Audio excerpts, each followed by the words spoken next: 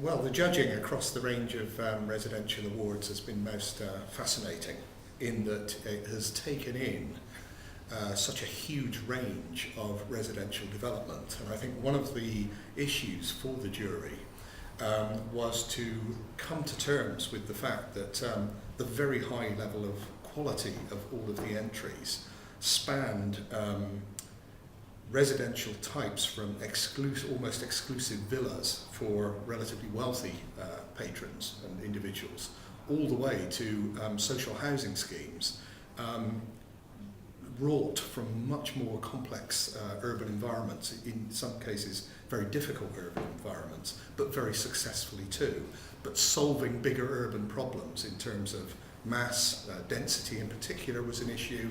And I think it's fair to say that the jury struggled long and hard over evaluating the schemes because of their socio-economic presence and background, given the variety of entries from so many different countries around the world. At the end of the day, however, one had to make a stand, and whilst we argued vehemently for particular buildings in the final shortlist, from which represented the UK, Malaysia, and as far away as Chile, nonetheless the sheer quality of architectural response is still a very compelling factor. I think one other area that we all felt very strongly about was the sheer power of imagination that has gone into some of the schemes that were involved with the refurbishment of existing buildings. Some cases very large buildings. One happened to be, I think, a very large department store, and another one a football stadium. Converting these sorts of buildings into residential use clearly has taxed and generated some fantastic responses. And somehow one has to equate these in the light of some of the other range of residential building types that we've seen. So some very difficult choices. At the end of the day, we have more or less agreed on what we felt was a winner. The winning project was a villa scheme, very imaginatively designed for quite an interesting climate, in that it manages to achieve virtually a wall-less sort of response with very large overhanging cantilevered roof solution, but carefully planned terraces of villas on a very nice site, beautifully crafted to include an orchard and various other elements.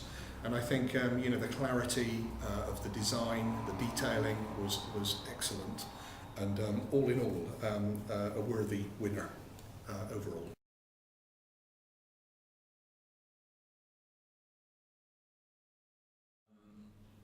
The final shortlist of 6 was diverse, but in the end there were 2, I guess, standout projects.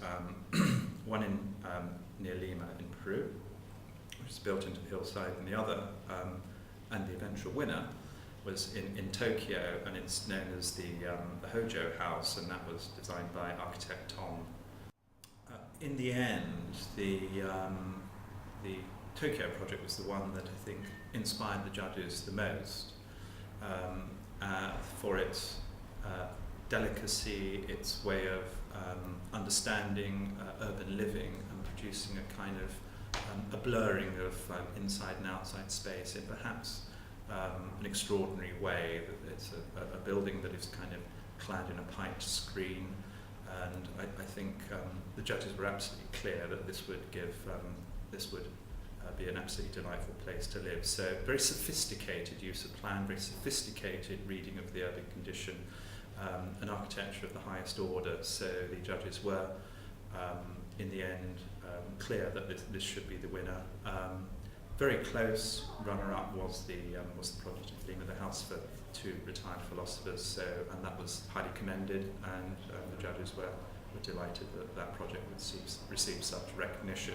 So overall, a very high standard of work, as I said, from great geographic diversity, and I think the awards programme, particularly with the shortlist of 27 and then the final shortlist of 6, shows that international architecture, and at least as far as evidenced by the housing design, is in rude health, world recession or no recession.